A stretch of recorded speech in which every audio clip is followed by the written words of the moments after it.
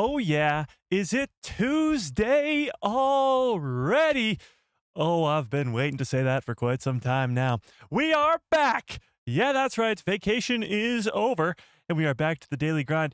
George Lucas might also be back. Superman David Corenswet could be coming to Star Wars, and Mara Jade is being brought to canon. Not only that, Rian Johnson, famously known for directing The Last Jedi, has been very vocal in recent days about Star Wars, whether or not he's coming back for that sequel trilogy that he was promised all those years ago, and talking about The Last Jedi and the sequel trilogy itself. We got a lot to get into and not a lot of time, so without further ado, let's dive into all of it.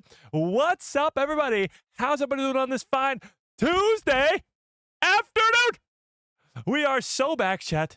It's absolutely insane how back we are. It feels so great to be here. I hope you feel the same, but we got a lot of Star Wars to talk about.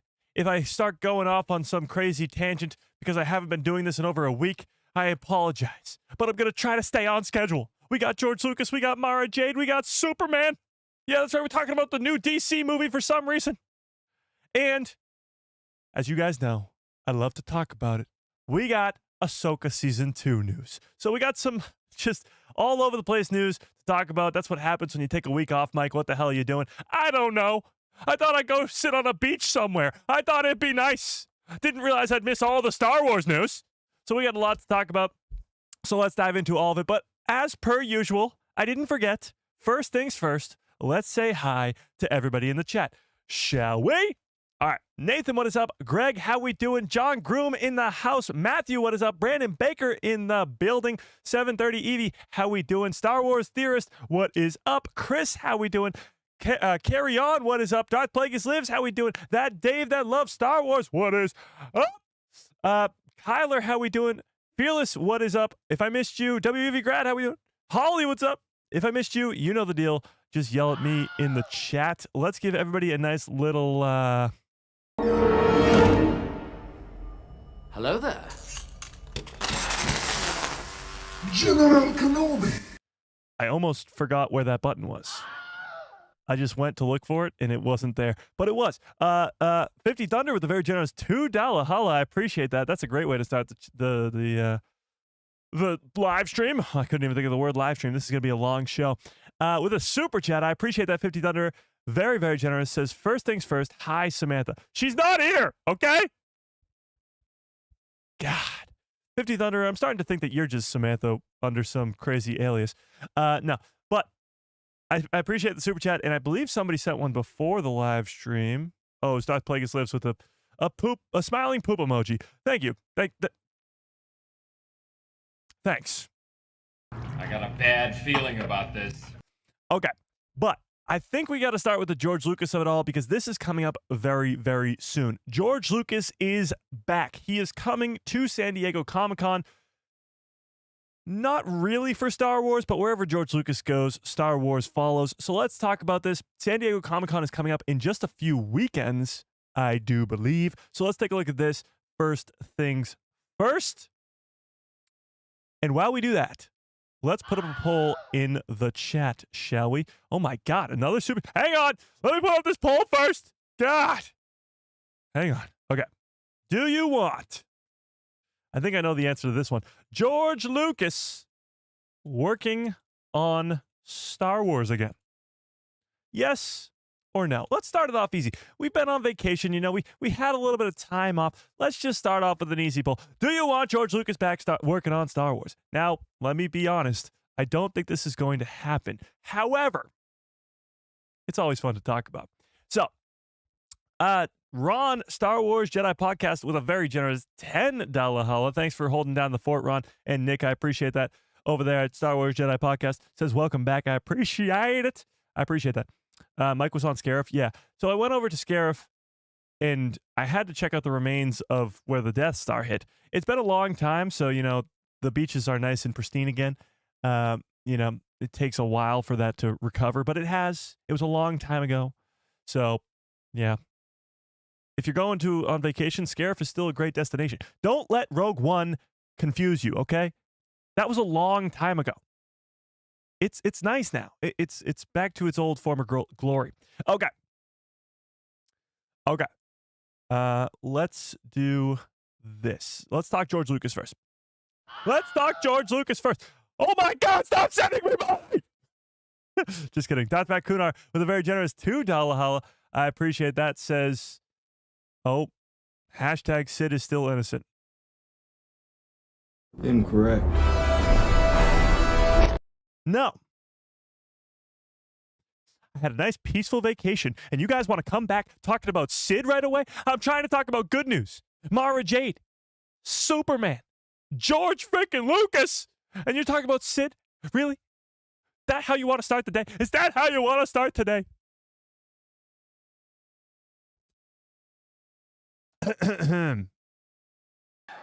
This is where the fun begins. Let's try that again. Let's talk about George Lucas. Oh, is that really going to do it again? Come on. Stupid Streamlabs. Hang on, I got to turn this off. I'm not listening to it go 10 more times. Is it going to do it again? Yeah, it's going to do it again. Okay.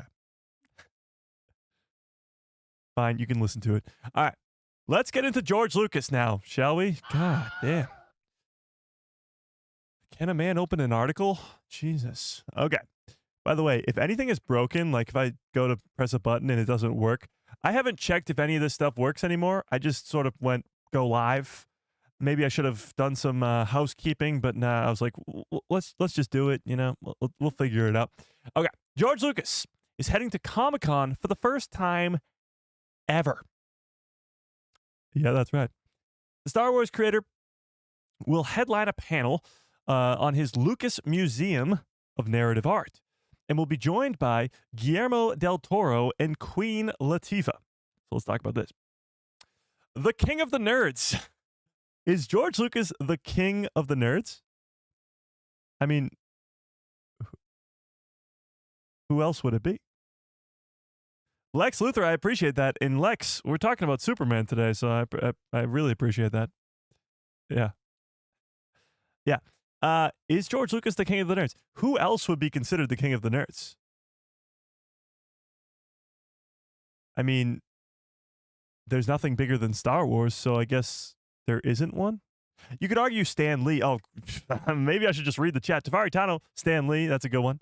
Yeah, because Stan Lee, of course, came long before George Lucas. That's a good one. But there's an argument to be had. There's definitely an argument to be had.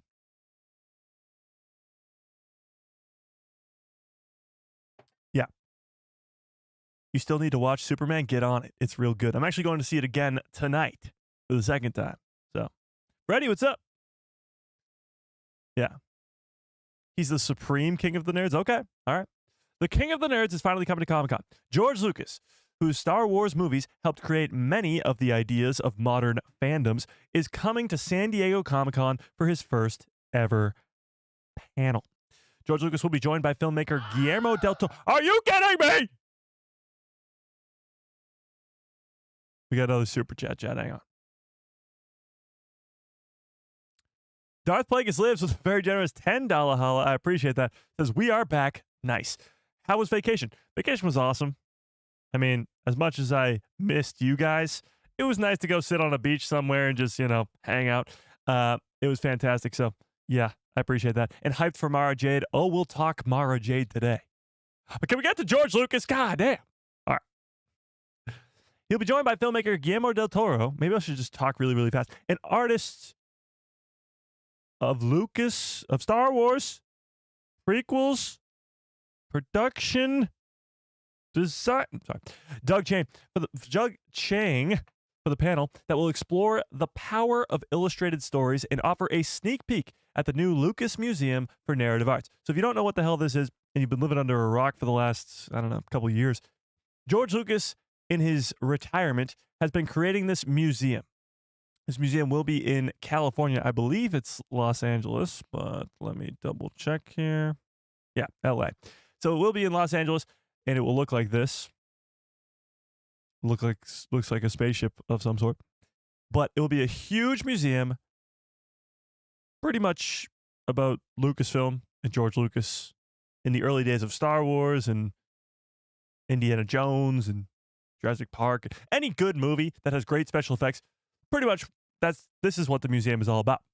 Queen Latifah, the Grammy and Emmy and Golden Globe winning actress, that's a long list, and recording artist will moderate the panel, which that sounds very just random, but it will take place on Sunday in Hall H. Give me a 1 into the chat if you know what the hell Hall H means.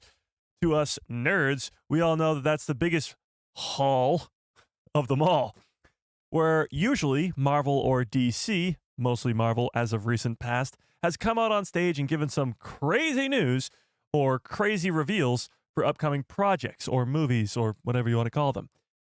Last year, correct me if I'm wrong, I think it was last year they brought out Robert Downey Jr.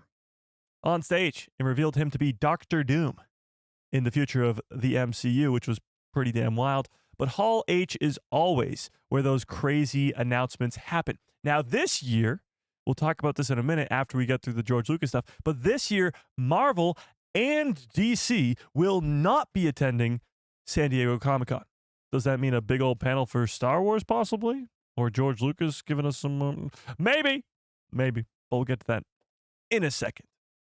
So, it'll be in Hall H. The panel of creators will discuss the role of narrative art in society while tracing humanity's innate desire to draw, animate, and bring the life stories across the millennia. So,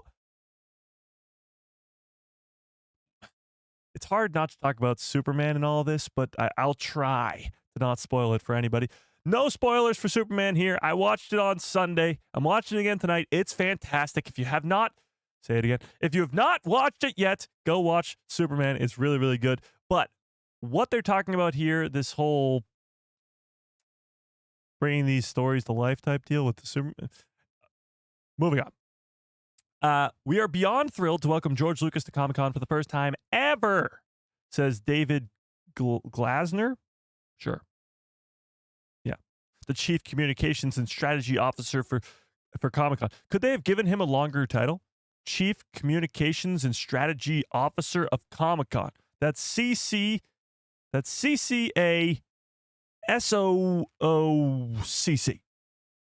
the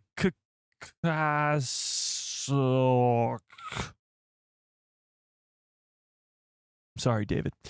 Nearly 5 decades ago, Star Wars made one of its earliest public appearances at our convention, along with a booth featuring Howard, now legendary Star Wars poster as a promotional item. So if you don't know this backstory, Star Wars, when it first released in 1977, was going to be a big old bomb. People were not going to go watch it, or at least that's what they thought. That's what the studio thought. That's what George Lucas thought. That's what everybody thought. This movie was going to be a big old bomb, and nobody was going to see it. Fast forward 50 years later, here I am talking about it on a live stream where all you guys are listening to me for some reason. I still don't understand it. But here we are all these years later, and this movie became the biggest thing on the planet.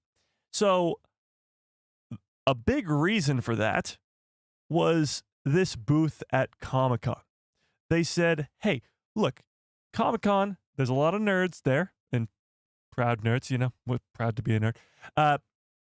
There's a lot of nerds there. So let's go show them Star Wars.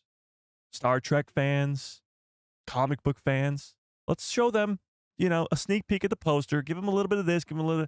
And honestly, it's definitely a big reason as to why people went to see Star Wars in the first place, and then word of mouth goes around and it becomes this huge thing. So Comic-Con, in and of itself, is really a big reason as to why Star Wars was such a big success, all the way back in 1977.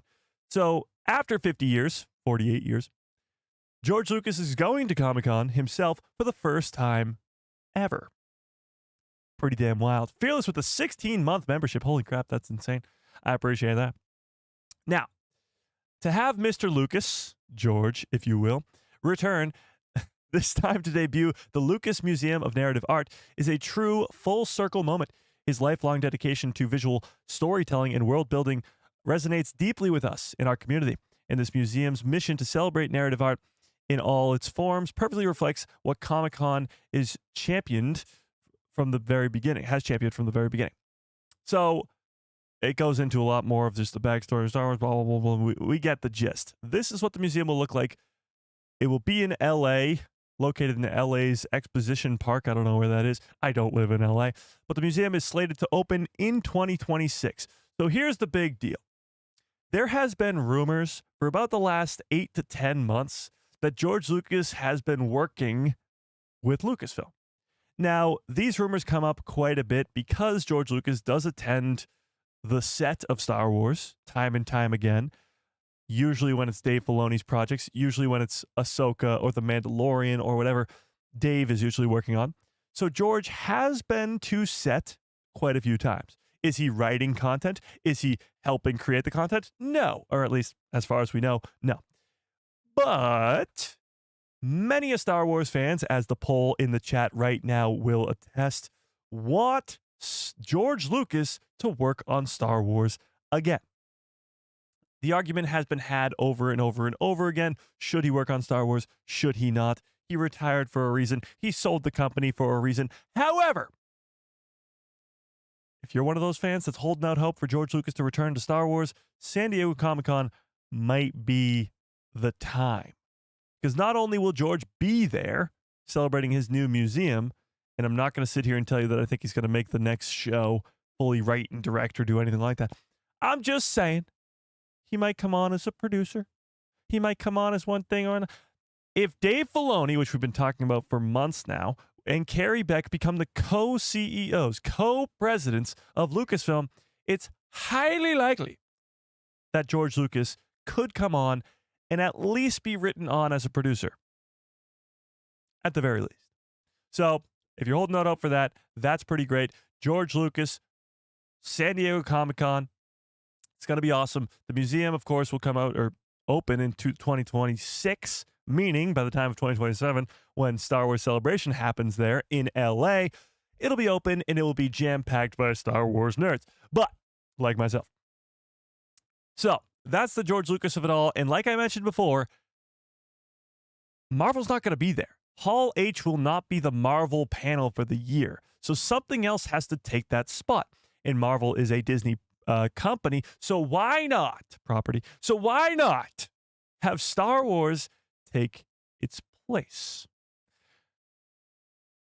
The biggest thing that could happen for Star Wars at San Diego Comic-Con, which by the way is the 24th to the 27th. So not this weekend, but the following weekend, I think. So in about a week and a half is San Diego Comic-Con. So what if we get the teaser trailer for the Mandalorian and Grogu movie? We still are about 10-ish, give or take, months away from the Mandalorian and Grogu movie. But 10-ish months is not that long. And we don't even have a teaser trailer. We don't even have an official poster. No, we don't. We don't have an official poster. No. So we don't have anything for the Mandalorian and Grogu movie. Possibly an official poster, possibly a teaser trailer, something. Maybe even the teaser trailer that was shown to the people at Star Wars Celebration months ago could be released publicly at San Diego Comic-Con or around that time to get people hyped up for Star Wars yet again. But a man can dream. Yeah. I know, right? It felt like yesterday that we were saying the Mandalorian and Grogu movie's over a year and a half away or whatever. It's 10 months. 10 months. That's it. In between now and those 10 months, we got Maul Shadowlord. We got Visions Volume 3. We got Rebuild the Galaxy Season 2. Like, we got a lot of content until then. So, we're just sitting here living it up as Star Wars fans, you know? Living it up. Okay. Well, let's move on a little bit here to the Rian Johnson of it all. I know you all want to talk about Rian Johnson, so let's do it, okay?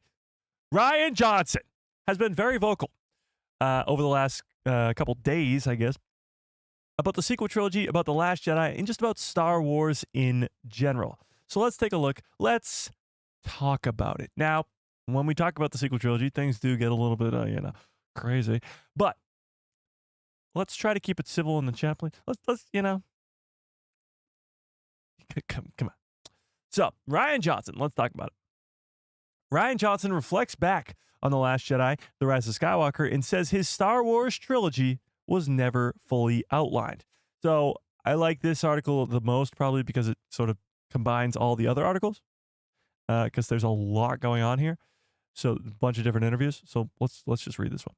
Rian Johnson was pretty candid about his time working with Lucasfilm in recent interviews with Rolling Stone. The Last Jedi filmmaker is currently out to promote his season 2 finale of Peacock series Poker Face. I've never seen it. Don't watch it, so I have no idea what that is. But tell me in the chat if you've seen Poker Face. And when talking to the outlet, he opened up about his positive reaction to The Rise of Skywalker and why his Star Wars trilogy never really got off the ground. So finally, some answers about the mysterious and important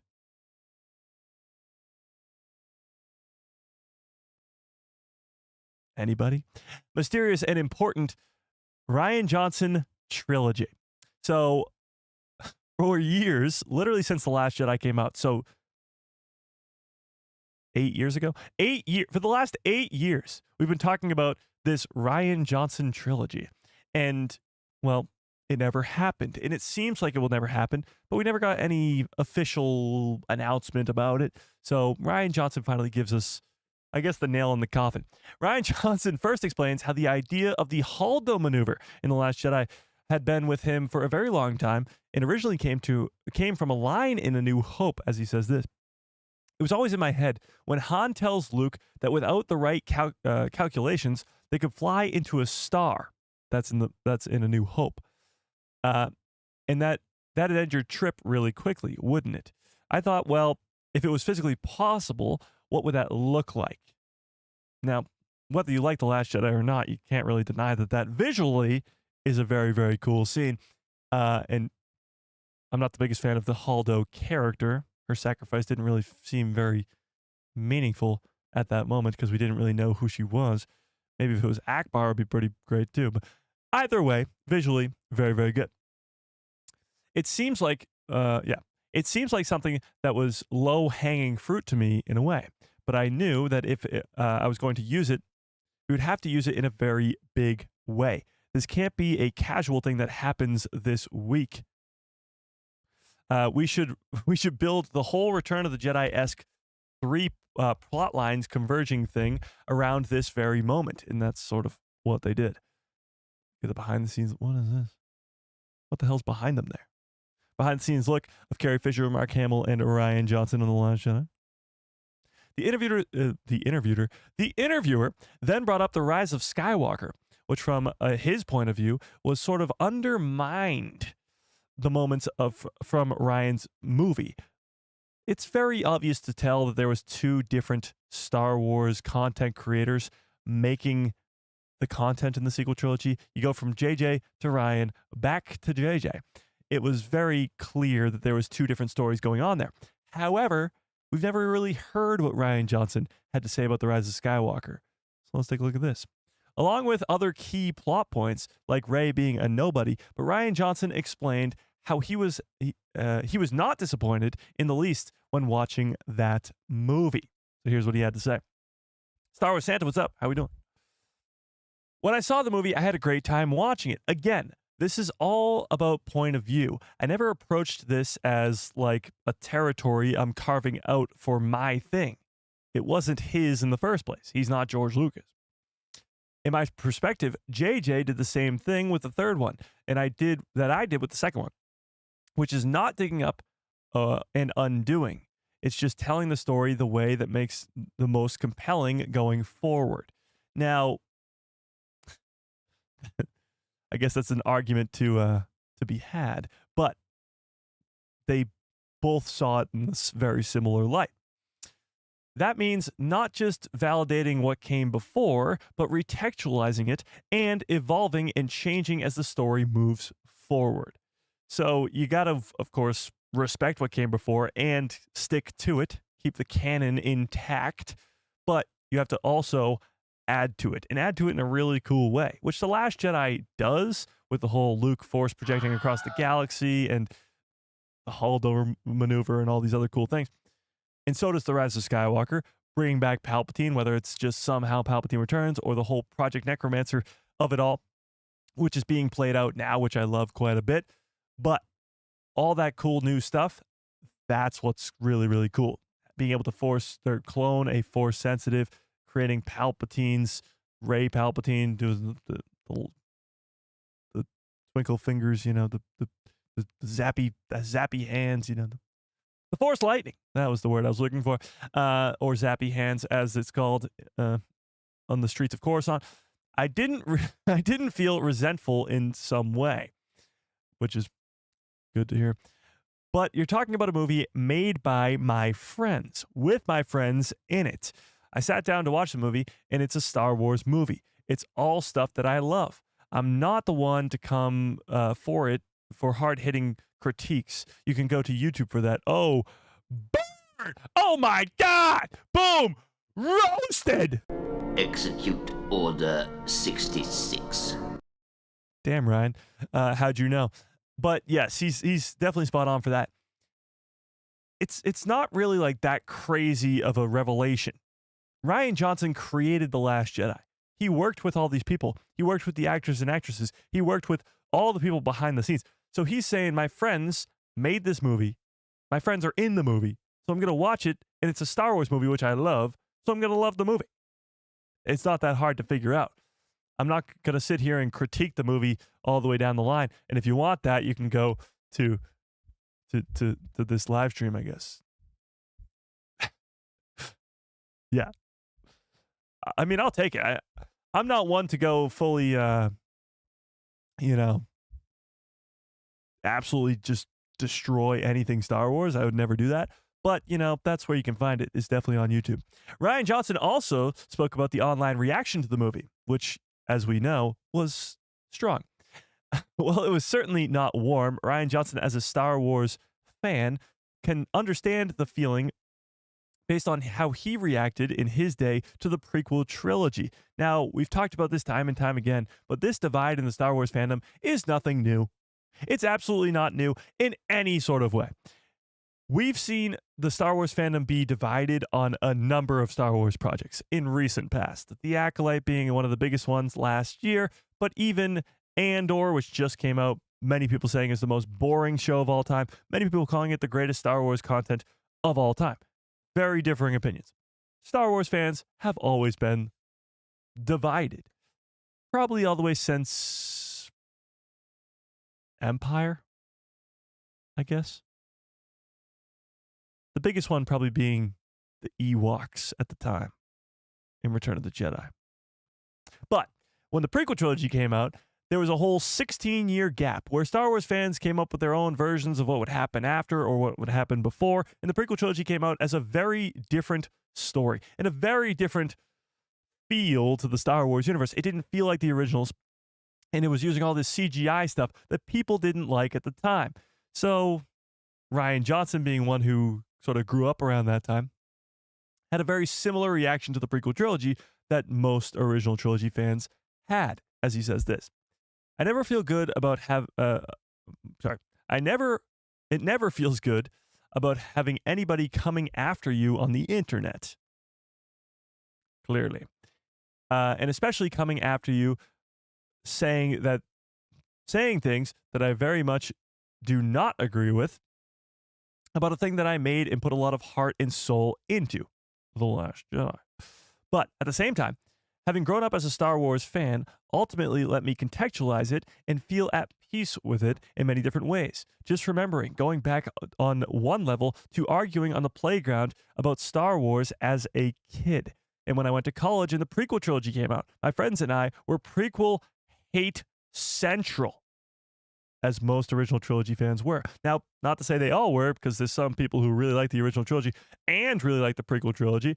But at the time, 1999, all the way to 2005, people were really, hating on those prequels. Everyone was ruthless at the time. And of course, now the prequels are embraced. I'm not saying that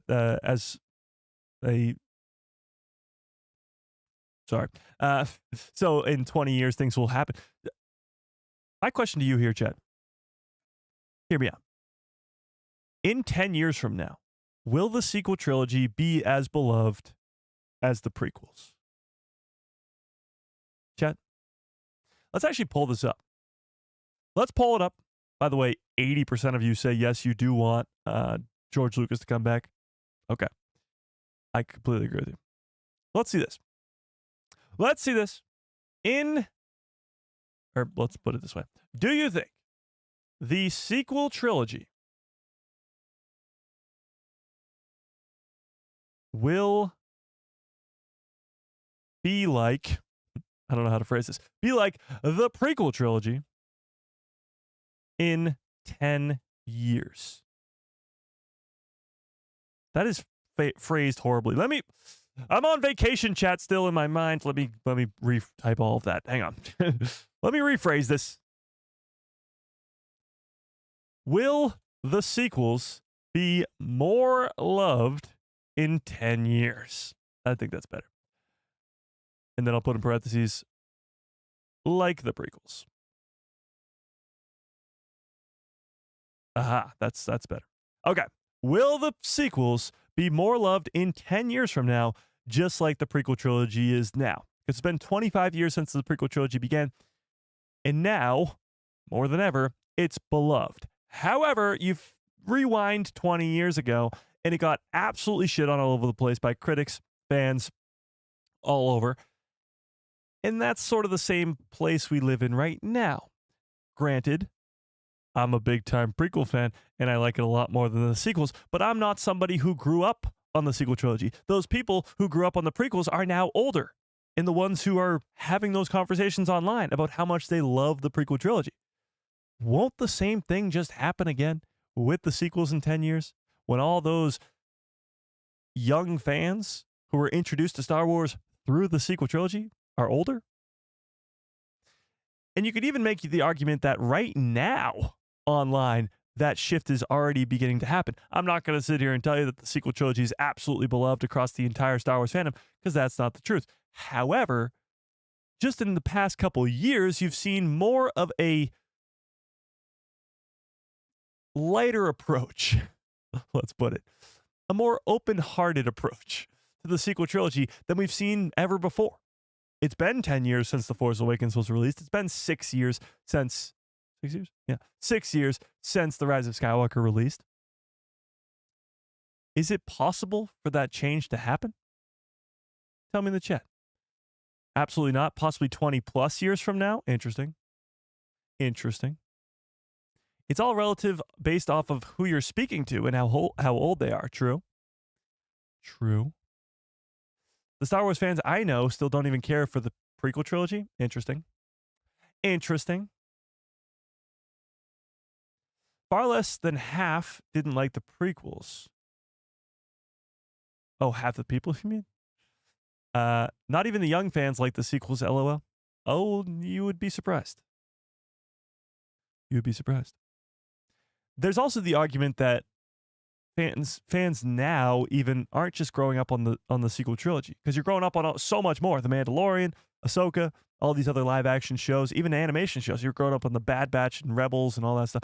If you grew up on the sequel trilogy, the same time Star Wars Rebels was being released. So a lot of fans either grew up on the prequels or they grew up on the Clone Wars. So those are two very different things. I mean, they take place at the same time, but yeah. Yeah.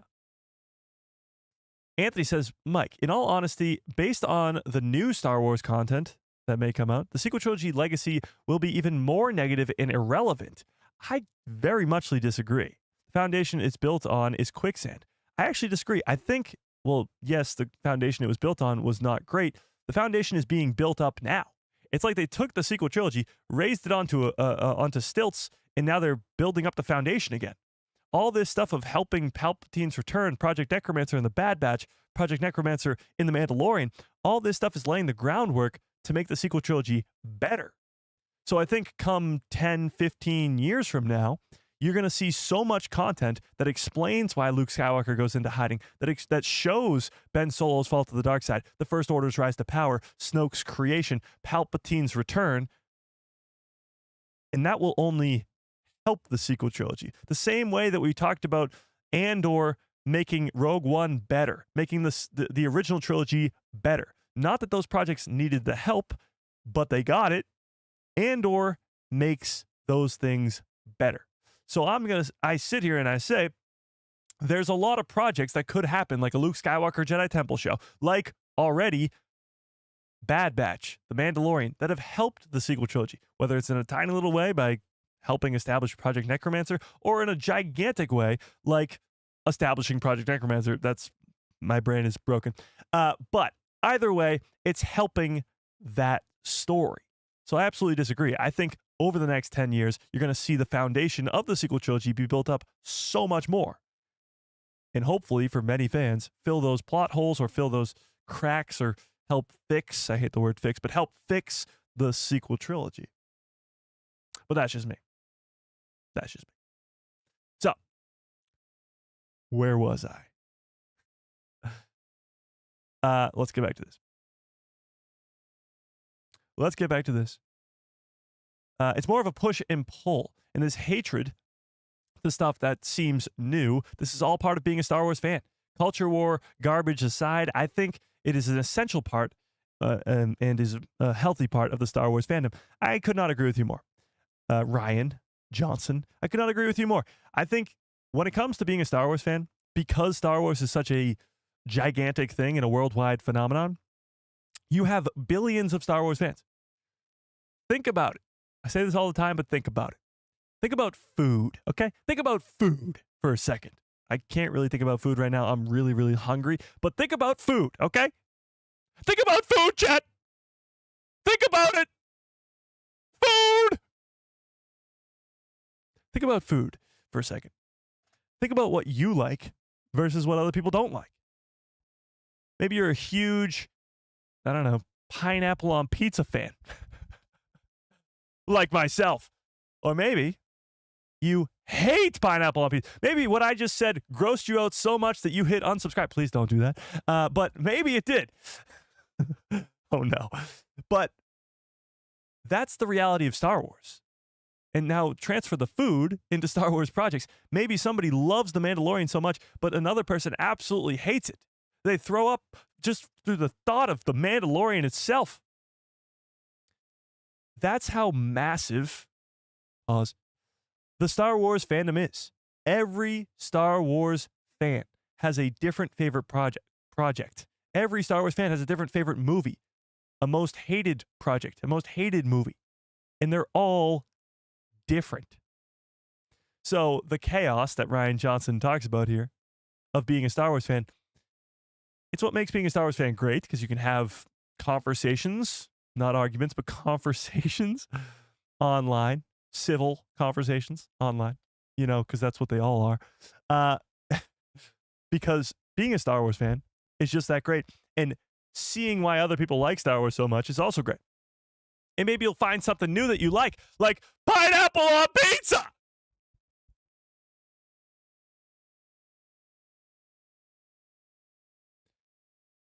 Don't knock it till you try it, chat. Okay, but back to Rian.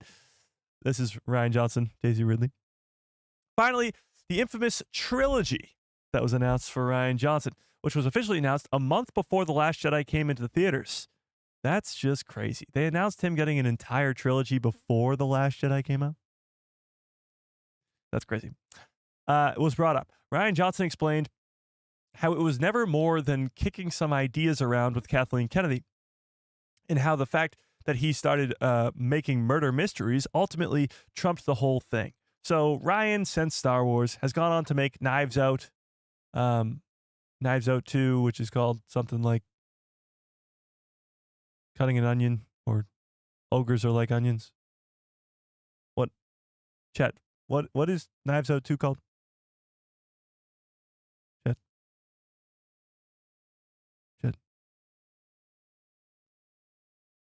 Something about an onion, I know that. Glass onion, thank you, Aaron. Glass onion. Yeah, is that not what I said? Yeah, pretty sure I said that. But he goes on to say this. Nothing really happened with the other trilogy. We had a great time working together with The Last Jedi, and they said, let's keep doing it. And I was like, great, let's keep doing it. I would kick ideas around with Kathleen Kennedy. The short version is Knives Out happened. I went off to make Knives Out and was off to the races, busy making a lot of murder mystery movies. It was sort of thing, if down the line there was an opportunity to do so, or do something in Star Wars, I would be thrilled. But right now, I'm just doing my own stuff, and I'm pretty happy doing it. So all this to say, Chet, would you want Rian Johnson to come over and do a Star Wars project? Let's see it, Chet. Yes or no? Would you want to see Rian Johnson come back to Star Wars? What do we think? He does say that he'd be happy to do it. Well, that's actually pretty happy doing his own stuff. He did say he'd be thrilled to do it. But what do we think? Now, take The Last Jedi out of it for a second, okay? Yes, he made The Last Jedi. Yes, we know that. But let's not forget how great of a filmmaker this guy is, okay? He made The Last Jedi, sure. But have you seen some of the other stuff he's done? Let's look up his discography. Rian Johnson. Movies and shows. Rian Johnson's movies and shows. Why is Rogue One on here?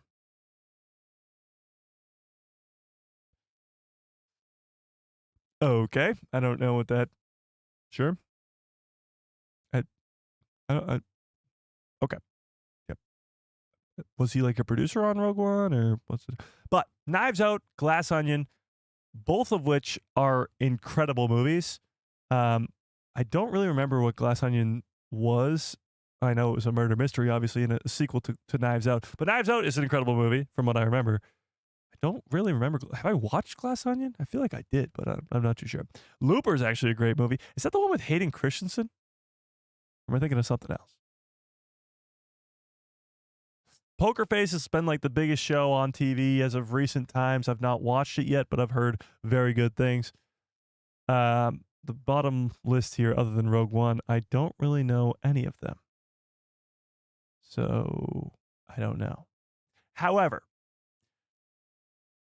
to have him come over to Star Wars, and actually we were talking about this on Explore the Force on Sunday, shout out to them, I think Jimmy was saying it, if you take The Last Jedi out of the sequel trilogy, just as a movie itself, it's a really good film.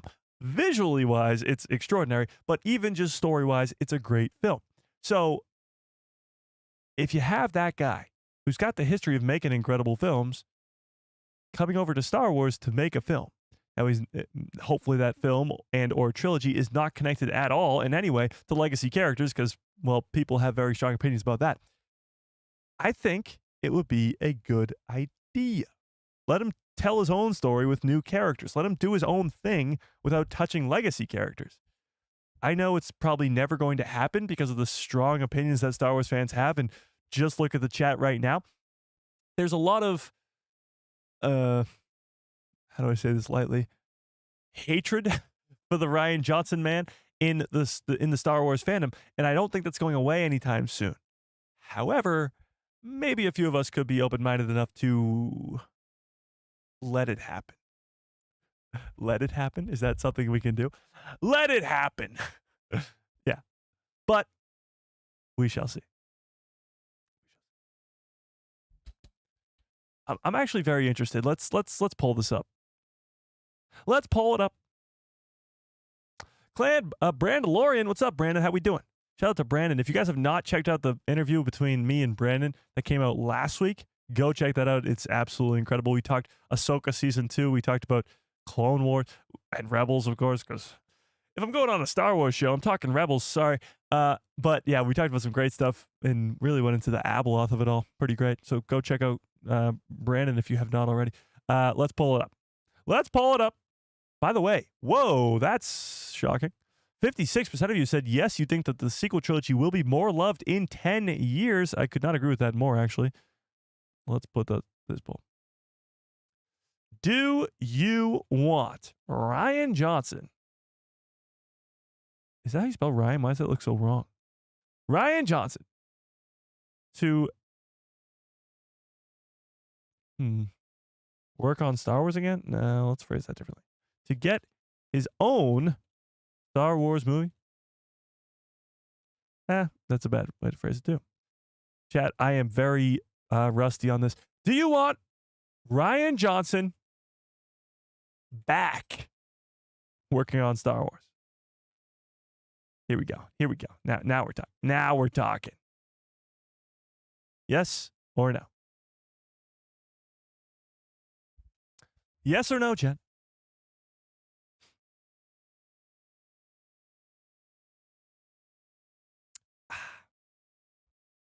See, look at the chat right now. Like that's how divided it is. Well, the coolest part about the people who love Star Wars is, if I don't say it enough, is how we can disagree. Because look at this.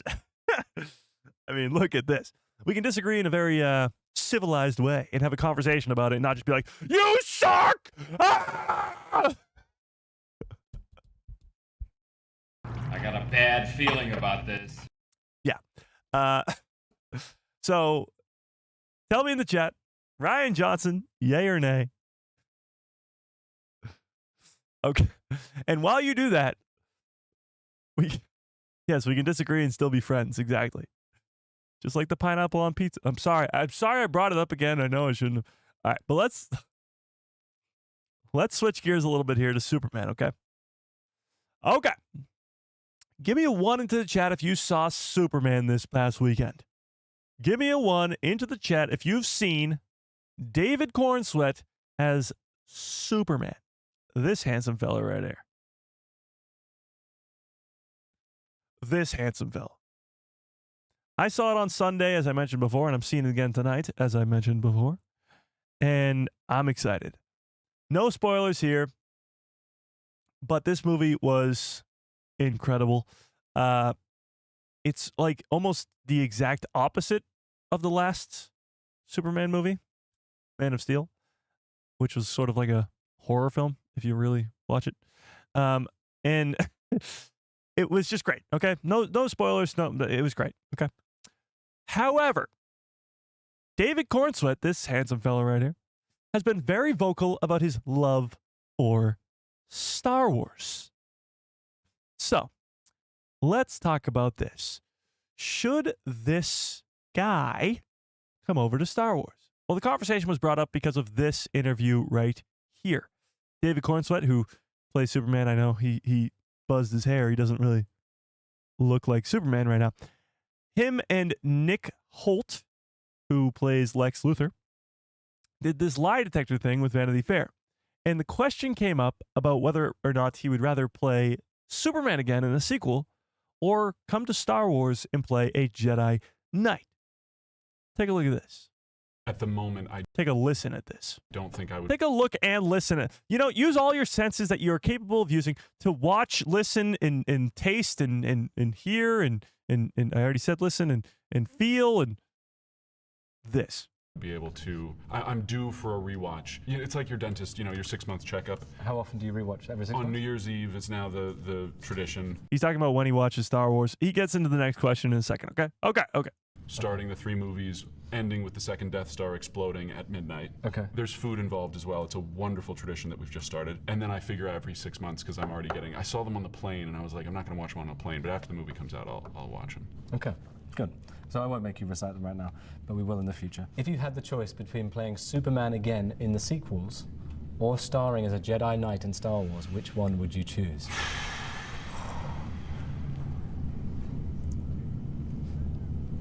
Jedi Knight in Star Wars. Truthful. I think that's right. Was that the hardest decision you've ever had to make? It was among them. In the end, as many things do, it came down to the money. I'm already under contract for a sequel, but I'd be fresh negotiating with Star Wars, so... True? More truth, yeah.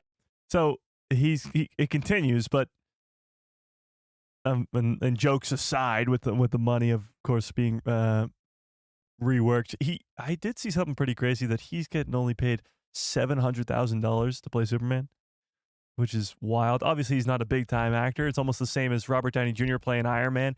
Robert Downey Jr. playing Iron Man got paid even less than that for the first Iron Man movie, and now he's getting paid like hundreds of $1 million to play Iron Man. But that's besides the point.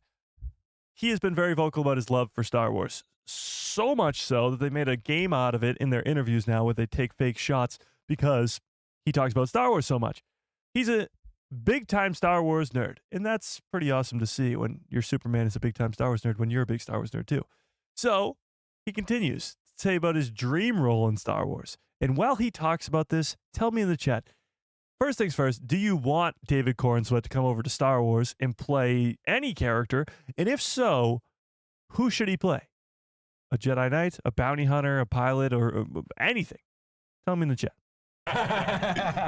My dream role, I think, would be to play like an X-wing pilot in a Star Wars film. Yeah. A Jedi was sort of my childhood dream, but now, since I'm into aviation, like sitting in an X-wing cockpit, sounds so. First of all, great way to shoot a movie. You're just sitting there In the cockpit. You know, you don't have to learn any choreography. You just beep boop boop boop. In 2019, you said you wanted to play Superman. Were you secretly pitched? Oh, sorry. It goes on there. So he says his dream role is to be an X-wing pilot. Now, who wouldn't want to just sit in an X-wing for fun? I think he could be a lot bigger of a role than just being an X-wing pilot. Now, granted, you could, if Star Wars Starfighter goes off the way we think it is, and Ryan Gosling is a Starfighter pilot, and he's the main character of a story, then maybe things could change. But it doesn't seem like, at least lined up in the future, he could come over and play any sort of big-time X-wing pilot. Maybe like a Rogue Squadron type movie. If Patty Jenkins' Rogue Squadron ever gets off the ground, maybe David Corenswet could be the lead. Maybe. But it seems highly likely that he'll play a bigger role if he ever does come to Star Wars. So tell me in the chat, who shall he play? I see Rogue Jedi, Darth Kryptonite. I see Darth Revan. Would he make a Darth Revan? I don't know. I feel like, well, there's a lot of, if you're going, well, I guess Revan is a good guy than a bad guy. If you're going Sith Lords, because he's Superman, because he's gotten very muscular and large, you could be talking like Bane, Crate even. Trying to think of some beefier human Sith Lords. Huh. I just don't see him as a Sith Lord just because he's Superman. But maybe. Possibly. A grown-up Jason Syndulla? I kind of like that. He should play a Naboo Starfighter character? Not too shabby. Aren't a lot of people in Star Wars pilots, technically? True, you could be a Jedi and still be a pilot, I guess. Anakin is. True. Oh my God. Mace, that's crazy. Yeah. Mace Windu's biological brother from another mother?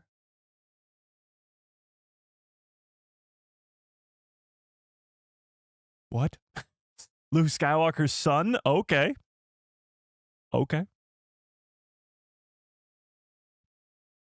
Interesting. But there is another thing that I want to show you guys here that I saw actually right before the stream started. And this is David Corenswet talking about Qui-Gon Jinn. Take a look at this. This guy really knows his Star Wars, that's for sure. Take a listen. He wasn't the one who was supposed to train Anakin. That was supposed to be Qui-Gon. Qui-Gon had the experience and the instinct and and frankly the love, which in the Jedi Order is not terribly encouraged. But Qui-Gon went against the Order in feeling this great love for the kid and having this sense. And if it had been Qui-Gon, it probably would have gone better. But that said, Obi-Wan is also justified because he made a promise to his dying master. He's got to follow through, and he cares about the kid too. He wasn't the one who was. I mean, he's spot on here. That's why it's called the Duel of the Fates. If Obi-Wan died to Maul and Qui-Gon lived, then Anakin might not fall to the dark side. I mean, that's sort of the gist of the Phantom Menace, for being honest. But he's clearly a Star Wars nerd. I'd love him to come over to Star Wars. Maybe it's a little bit of a recency bias because I just watched Superman. It was spectacular. But I would love to see this guy come over to Star Wars. I really don't care what kind of role he wants to play. If he wants to be a Jedi Knight, give him a Jedi Knight. Guess what? We got a Dawn of the Jedi movie coming out soon. James Mangold, give this guy one of the first ever lightsabers. Have this guy be one of the first ever Jedi to make a Jedi temple. Give this guy a crazy cool role for the future of Star Wars. Why not? Obviously, he'll be very busy playing Superman for the next couple of years. Hopefully, if the DC universe can get off the ground here. But he could also be in Star Wars too. I don't see why not. Should we poll it? Should we poll it up, chat? Let's put a poll in the chat. Hang on. Let's see where you guys are at with this. David Corenswet, what do we think? What do we think? Do you want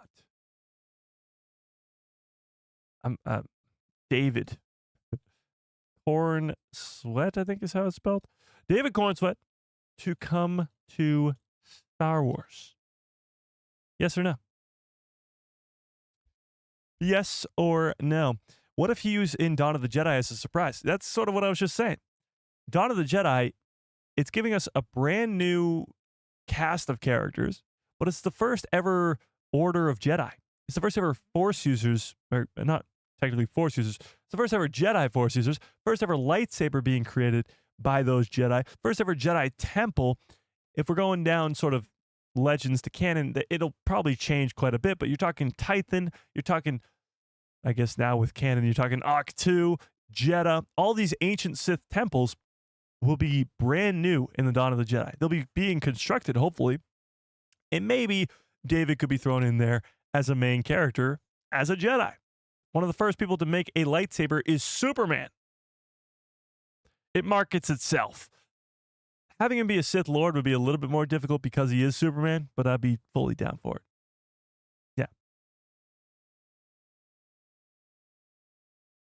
I'd be down for it. Can I get some good cups follow orders in the chat, please? Bum ba.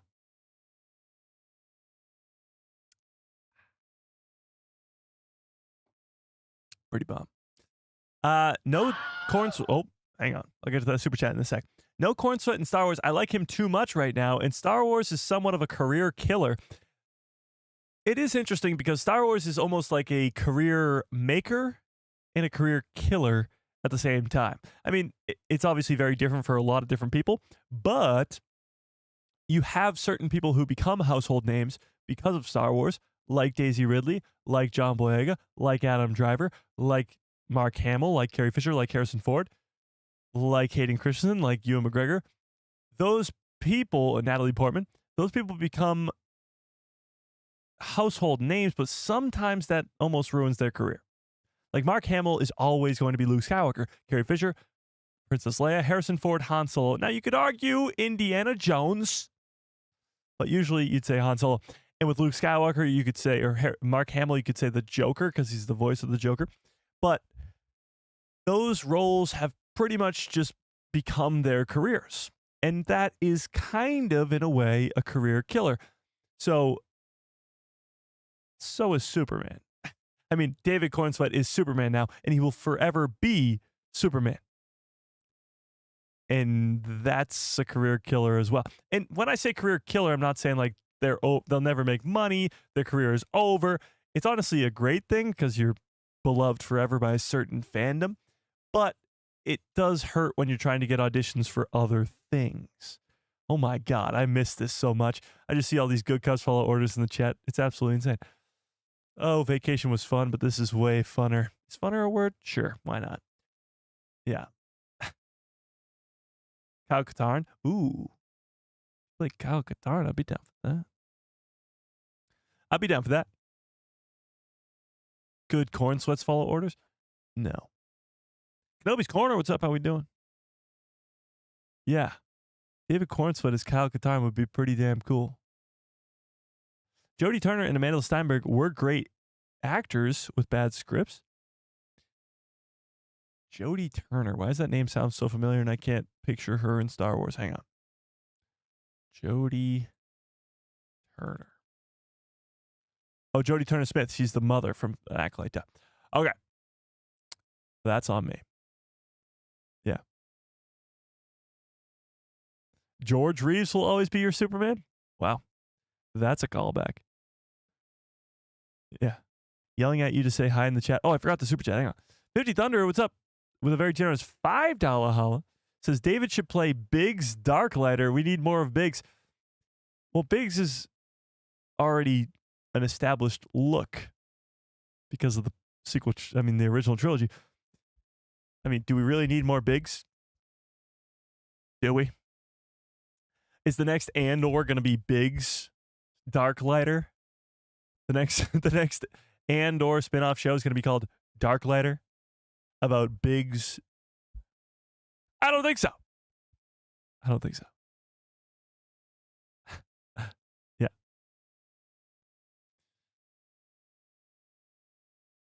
He could play Superman, who could potentially hold a lightsaber. Well, it just makes sense if he was a Jedi. Like, if he's a Sith, it wouldn't really make as much sense, I don't think, as you have, you know, Superman. Mike, David Corenswet says that his choice of a Star Wars character, due to his love of aviation, will be an X-Wing pilot. Well, he can be Ryan Gosling's best friend / pilot in Starfighter.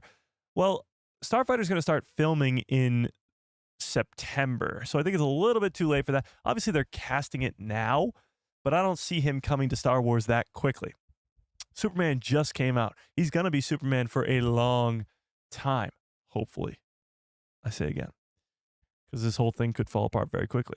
But I don't see him coming over to Star Wars that quickly. Maybe. But when you have Ryan Gosling,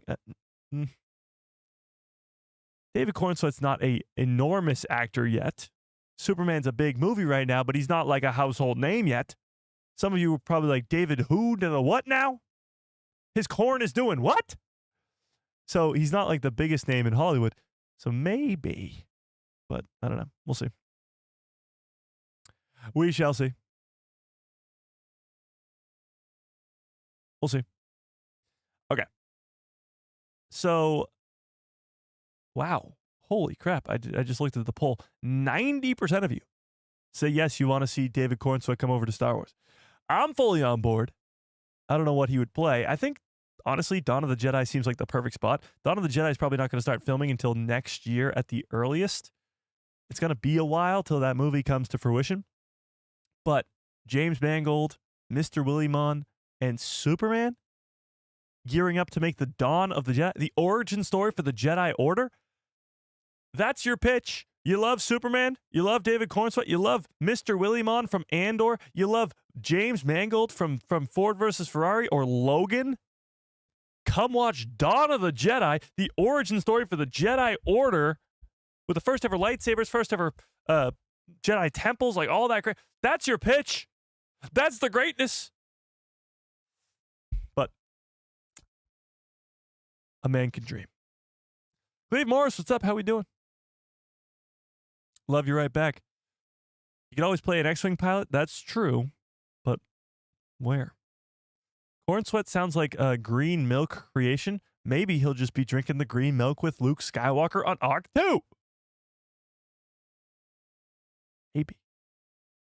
The Days and Nights of Biggs Darklighter. Now that's a show I'd watch.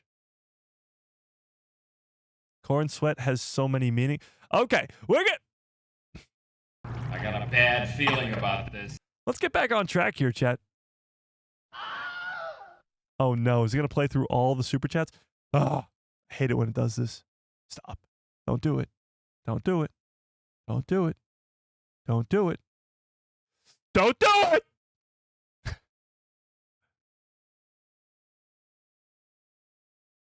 Oh my god, it listened. Let's go. That's epic. An X-Wing pilot for the New Republic, maybe? I just can't imagine him coming over and not being an important role, you know?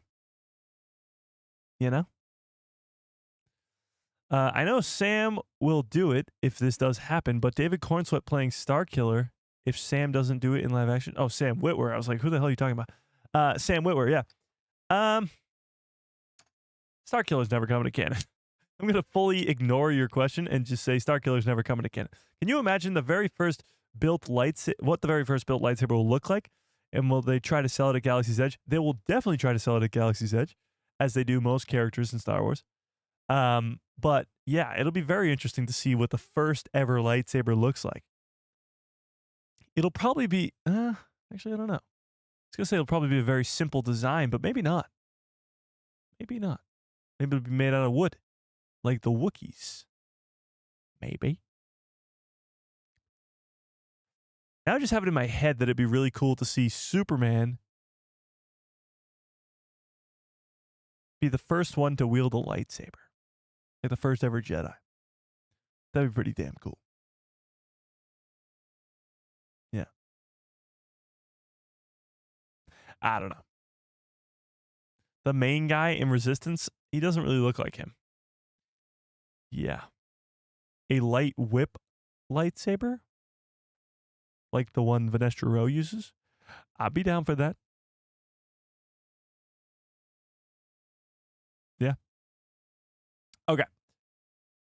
Let's move on here because I want to talk about this. It's when you look at the thumbnail of today's live stream, it's Mara Jade front and center because we got to talk about it. Mara Jade, the rumor is back.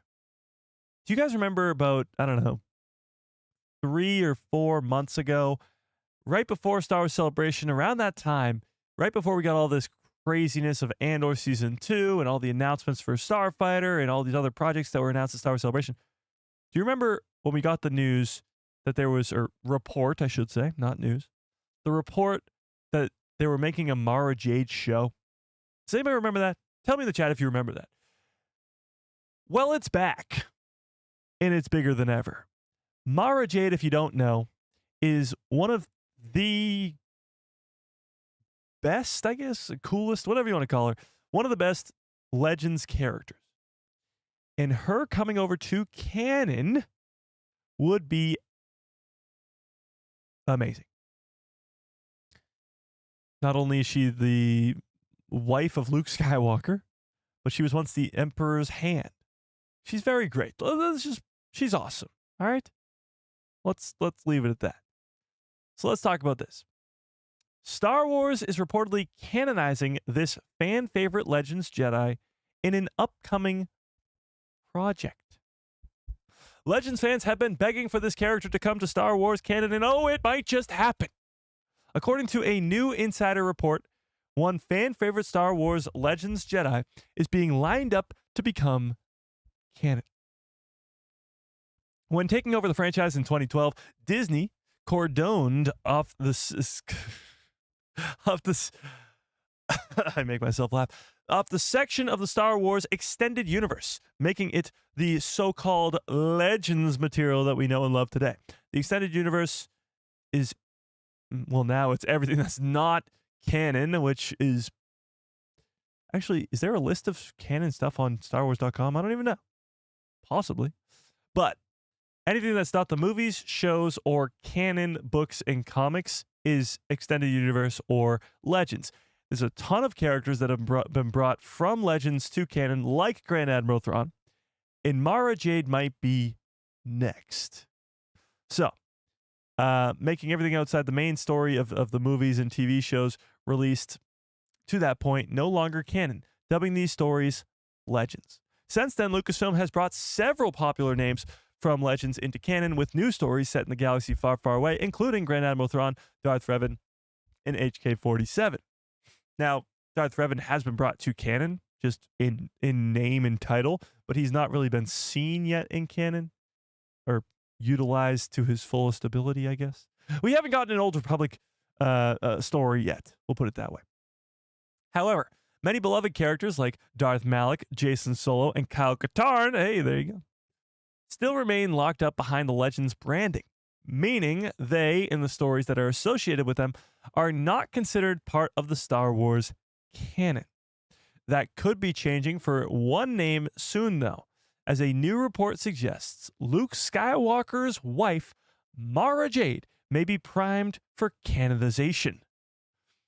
Known insider Daniel Rickman shared the info for readers on his Patreon, writing that Lucasfilm reportedly wants to do something with Mara Jade in the canon Star Wars universe. Now, Mara Jade played a key role in the Timothy Zahn's Thrawn trilogy of books, the Heir to the Empire trilogy, which essentially serves as a take on what episode 7, 8, and 9 could have looked like long before Disney bought the franchise and decided to tackle the sequel trilogy on its own. If you've read the Heir to the Empire trilogy, you know how great it is. I'm still on my reread or re-listen to on Audible. I'm on, now I'm on The Last Command, but I'm about halfway through it. Mara is a very key, important piece to that story. And we're seeing that Heir to the Empire story be brought over to canon with Grand Admiral Thrawn and other aspects of that story being brought to canon. Things have changed. Night Sisters were never involved in Legends, and they're heavily involved in canon. Characters like the Mandalorian and Grogu and Ahsoka Tano and all these things, they were never there in Legends. So the story has been altered. However, certain characters like Mara Jade could still be involved. Will she still become Luke Skywalker's wife? Well, that's up for us to decide, I guess. The Legends character is a Force-sensitive human female in the books who meets Luke Skywalker after the Empire's fall. She later marries the Jedi Knight, the franchise's figurehead, becoming a Jedi Master herself, and serves on the new Jedi High Council. Mara Jade's story is one of tragedy, though. She is eventually killed by her nephew Jason Solo, son of Princess Leia and Han Solo, after discovering he is secretly a dark side wielding Sith. This is a very big spoiler for people who, I guess, haven't read the. It's an old never mind. Spoiler: Sith in training. So once she figures that out, she gets killed by her own nephew. Tragic. But even still, her story is one that is incredible and should come over to canon. It could still work. It could literally still work almost the exact same way. Now, Jason Solo is not a canon character, but Ben Solo is. And it'd be pretty damn crazy if Mara Jade was at the Jedi Temple when Ben Solo ended it, when he did his version of a Execute Order 66. Because Ben Solo does kill all the people that are at least at Luke Skywalker's Jedi Temple. If the story changes and we find out that Mara Jade was there and killed by Ben Solo, that changes so much of the information that we thought we knew about Luke Skywalker and why he's on Arc 2. And it gives us an incredible character that we can spend at least 20 years with in the Star Wars timeline. And 20 years is a long time. Long time. But let's keep going. So that's how she dies in Legends. The beloved Legends character, and could be in canon too, just not to Jason Solo, but Ben Solo. The beloved Legends character has never appeared in Star Wars canon, and the entire sequel trilogy has gone by without even mentioning the fan favorite character. However, you know who else isn't mentioned in the original trilogy, or the prequel trilogy for that matter? Ahsoka Tano, Ezra Bridger, Kanan Jarrus, Cad Bane. I guess he wouldn't be mentioned, but Grogu.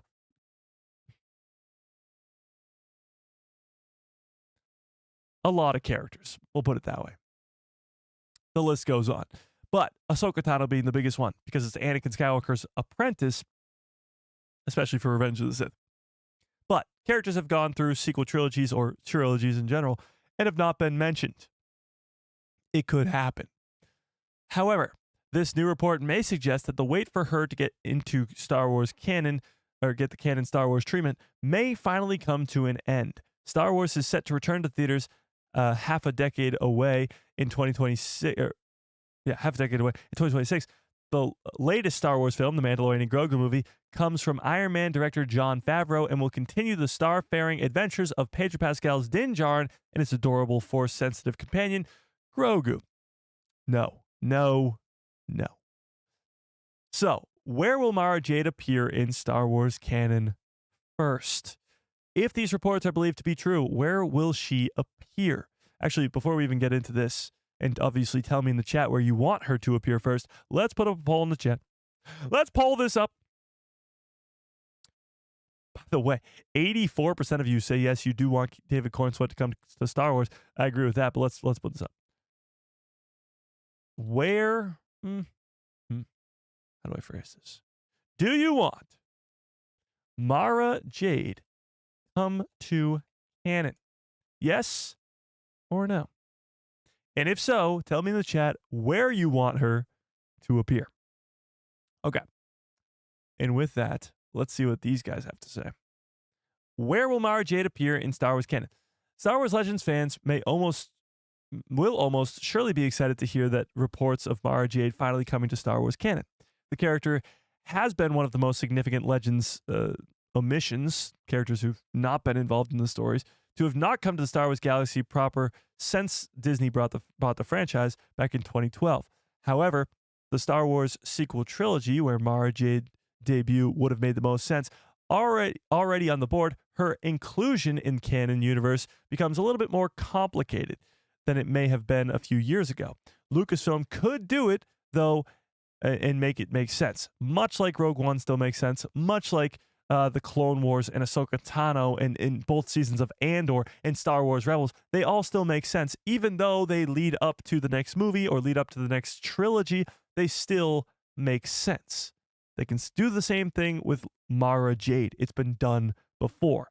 What if, when fans find Luke Skywalker in episode 8, or I guess in episode 7, on Ahch-To, Mara Jade has already come and gone from his life? What if he already found the love of his life, got married, possibly even had a child, but we'll scratch that for now.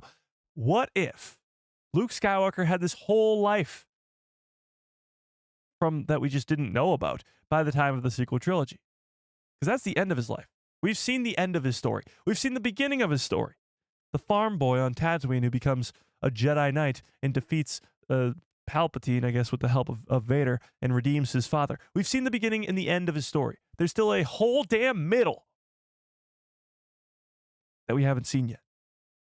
So, this could mean one of these projects set in between the period of episodes 6 and 7, like the Mandalorian and Grogu movie, Dave Filoni's Mandoverse movie, Ahsoka Season 2, or something that hasn't even been announced yet, could potentially include this iconic character.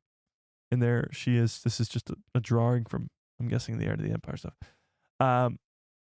Mara Jade could be introduced in one of these, go on some sort of epic adventure with Luke and company, and then die, probably to Ben Solo, justifying why Mark Hamill's Jedi Master goes into hiding heading into the sequel trilogy. It will not only give us a great character and more time with said great character, but it will allow us to get more of a reason as to why Luke Skywalker goes into hiding. We just talked about The Last Jedi. We just talked about Rian Johnson. And the biggest thing, the biggest complaint that people have is that Luke Skywalker is so different than the one that we see in the original trilogy. Now, people change. I mean, there's 25-ish years in between the original trilogy and the sequel trilogy. So there's a lot of time for character development for a character like Luke Skywalker to become the old hermit that we see on Ahch-To, but we haven't seen that yet. So it makes sense why people don't like it, because we have a drastic change from the guy who sees Darth Vader and still sees the good in him to the character that we see on Ahch-To. A drastic one. Can we get from there to there? Yes, but we got to see it. And Mara Jade could be a huge portion of that. Huge reason as to why he goes into hiding. So, keep that in mind.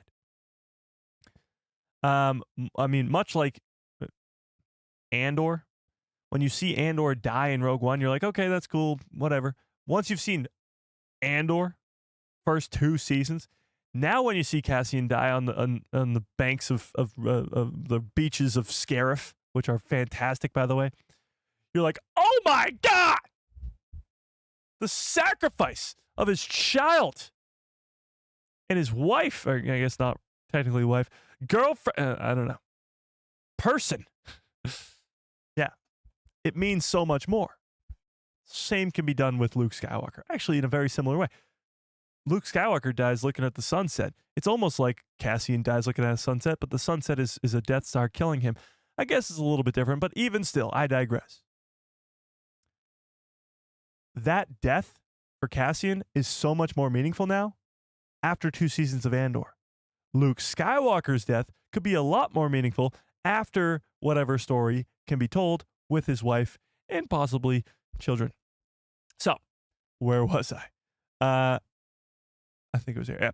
She could even be an exciting character to focus on with her own project, possibly getting a Mara Jade show, which would be pretty cool. What if audiences meet her as Mara in a Mara Jade-led TV series, recounting her origin story in the franchise before she meets Luke Skywalker and becomes a member of his new Jedi Order?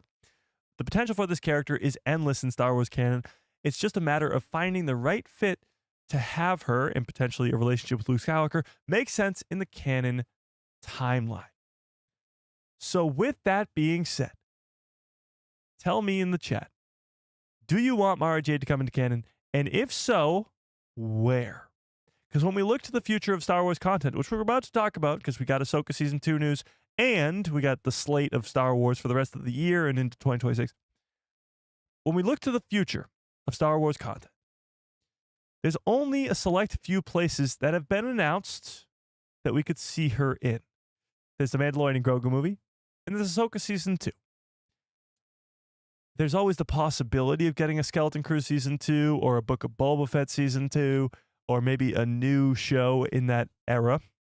That's a possibility for sure. Maybe a Mara Jade show itself would be pretty damn cool, if I do say so myself. But where do you think we will see her if, in fact, these reports are true and she comes over to canon? Tell me in the chat. Or they could just make a Legends TV show or an animated one. Well, the only Legends material that they have made is Star Wars Visions. And I know a lot of people really love Star Wars Visions. I love a bunch of the different episodes. Like Ronan is great. The Ninth Jedi is great. The one with the old dude is great. There's some really great ones in there. I'm not the biggest fan because it's not canon.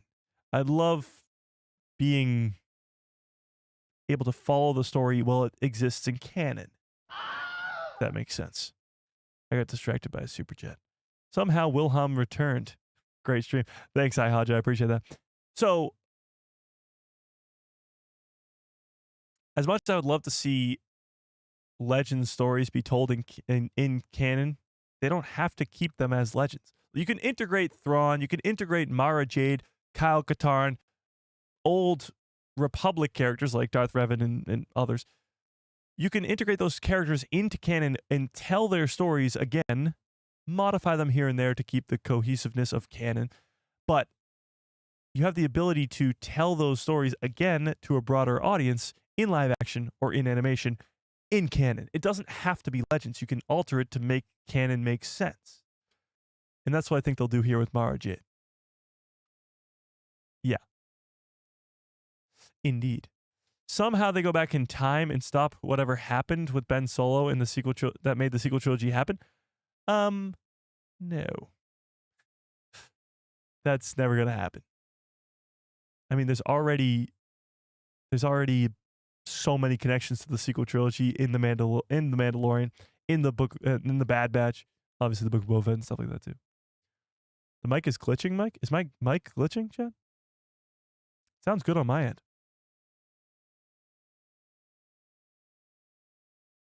We should find out that Luke on Ahch-To is actually a cloned version of Luke Skywalker, and Luke and Mara are busy during the sequel trilogy. The only reason that doesn't work, because I've heard this theory before of Luke being a clone on Ahch-To, the only reason it doesn't work is because of the end of his story. It could have been a clone version of Luke, if that's the way the sequel trilogy went, but because of the way he sacrifices himself at the end, force projecting himself across the galaxy, having that moment with his sister, that's all the real Luke. Now, maybe the clone thinks he's the real Luke. No. It has to be the real Luke. There could be a clone version of Luke. There could be. So that is a possibility with the Mount Tantus being established in the Bad Batch and the cloning facility there. Luke's hand being on Exegol. Palpatine's ability to clone, like that could happen, where Luke could be cloned into Luke Skywalker. That's something that happens in Legends. It could happen still, but I don't think the guy on Ahch-To is a clone. No. Interesting. Instead of Mara dying, she could go with the hand of Thrawn. If they're going to bring Mara Jade into canon, I feel like she has to be the love interest for Luke Skywalker. I don't see her being a villain through and through. But maybe. Maybe. Let's make the timeline more messy. Oh yeah, let's do that. Add time travel. Why not? Now, Star Wars, what's great about Star Wars and what still makes it different from everything else that's going on right now, because you have DC, you have Marvel, you have all these different projects, even Harry Potter, they're redoing that. Star Wars is never going to be redone. They're not going to redo A New Hope. They're never going to redo the original trilogy or the prequel trilogy or the sequel trilogy. The canon of Star Wars is going to remain canon and be added on to. it's not like you can have a multiverse in Star Wars. It's never going to happen. As much as many people would love to do that, it's never going to happen. That's what makes Star Wars so great. Because you can't time travel backwards and change the past and do something like that's not the case. Yeah. The Hand is not a villain. The New Republic needed him to work with them. Wait, what? Oh, okay. Yeah. I misread what you were saying. Yeah. Part of canon could be an alternate universe / time travel to stop the events of the sequel trilogy from happening. No. Like I just said, that's what makes Star Wars so much better than everything else. In my personal opinion. I just said that like it was a straight up fact. Yeah. Yes. I proclaim that 95% of Star Wars fans want time travel story to happen. A new Star Wars timeline with Luke and Mara Jade. Well, Luke and Mara Jade doesn't have to have time travel involved at all. And I don't think you can really speak for 95% of the Star Wars fandom. Mike. A New Hope has already been redone. Spaceballs. True. I mean, no. Yes, but no. I mean, Spaceballs is a spoof off of Star Wars. It's not a remaking of Star Wars. Yeah. Fast and Furious doesn't have time travel either. I mean, not yet. There's still another one coming out. Fast and Furious went from a racing franchise to they go to space. They just do ridiculous things like yeah. What if an animated series or what if animated series would be the perfect place to test out alternate timelines? Again, my problem with what ifs in Star Wars is sort of the same argument I just had, but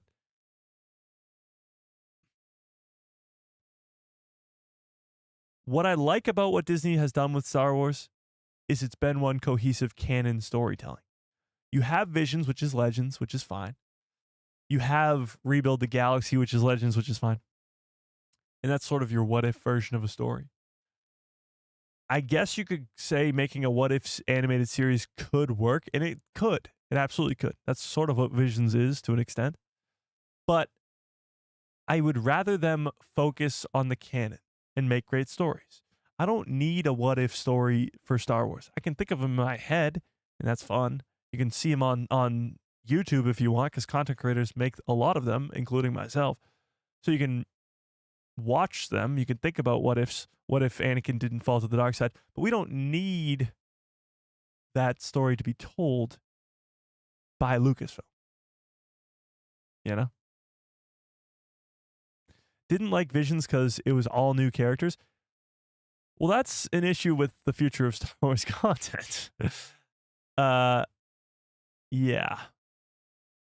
That's the issue with Star Wars content moving forward. Dawn of the Jedi is going to be all new characters. It is. You're going to have new characters here and there. You could have legacy characters attached to certain projects like The Mandalorian and Grogu, like Ahsoka Season 2. But you're going to have projects that are all new characters. And your opinion is not a rare one. Some people love to have the attachment of a legacy character that they already know and love.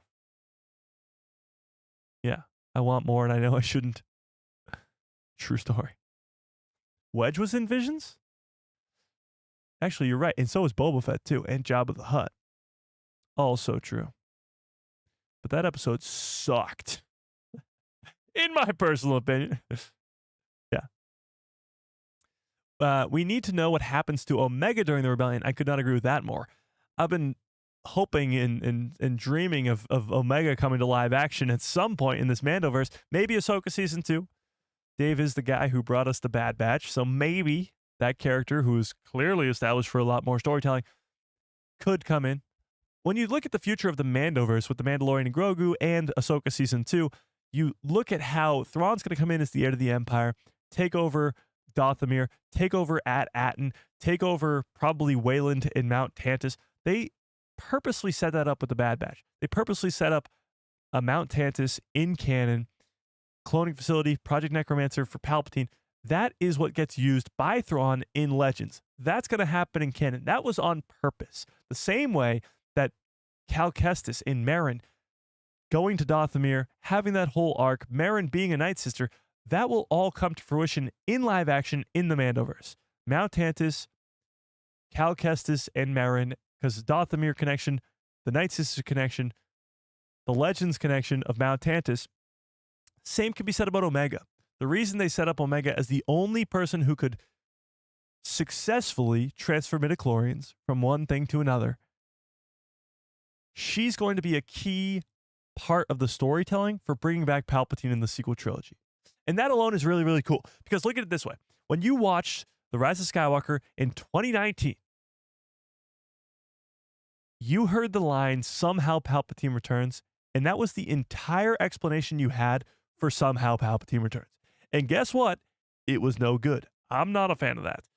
However, if, say, 5 years down the line, you go in and watch Rise of Skywalker, and now when the line somehow Palpatine returns comes up, you're not like, okay, that's the only explanation I have. Now you have this years, decades of Palpatine planning from the prequel trilogy on, Project Necromancer on Mount Tantis, and Omega being the key, established in 3 seasons of The Bad Batch, and reestablished in The Mandalorian, the key to bringing back Palpatine. And now that changes everything. Now you look at the cloning operation with Jango Fett. A Jango Fett clone, Omega, is what brought Palpatine back from the dead. Like, that makes it so much more intertwined with the Star Wars story, makes it connected to prequels and originals and all this story intertwined. That's awesome. That's Palpatine at his peak. That's Palpatine being the genius that controlled both sides of a galaxy-wide war. The genius that made 2 planet-killing weapons in, I guess, the Final Order too. That's what we want to see. So I think Omega is a big key to it too. Yeah. Yeah. Somehow we went back in time. Indeed. Boba and Omega need to meet. Oh, I agree with that. I agree with that. Yeah.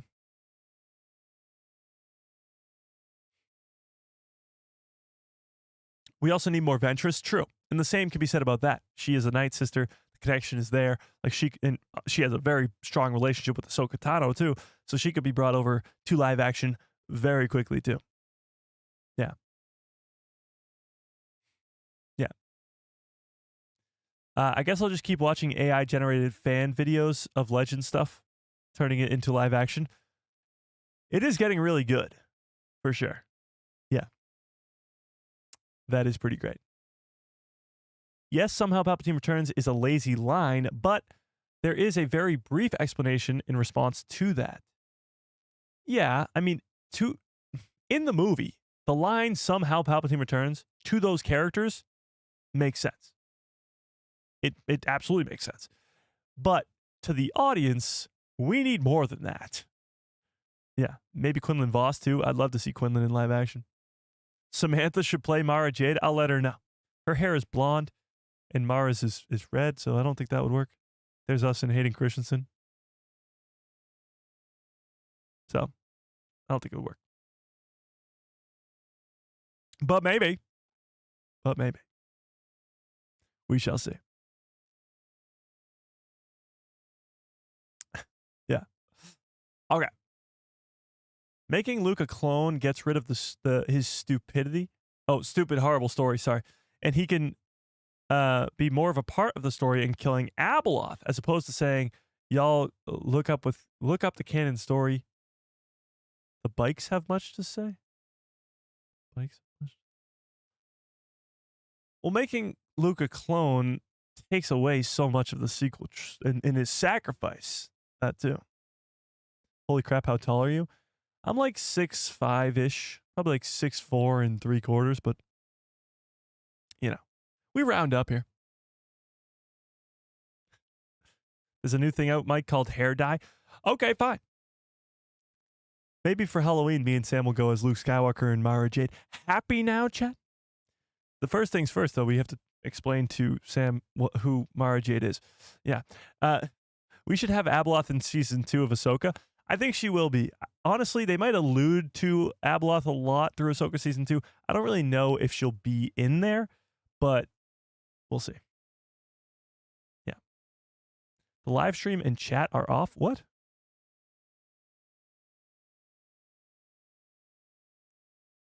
I don't know.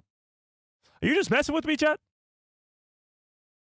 Because on my end, looks pretty good to me. I don't know. Mike is half the size of, or Mike is the size of a Wookiee? I don't think so. I think the Wookiees are like 7 feet tall, no? That's true, too. If Luke was a clone, then Yoda would have known that. True. True. You're taller than the Chosen One? True. Yeah.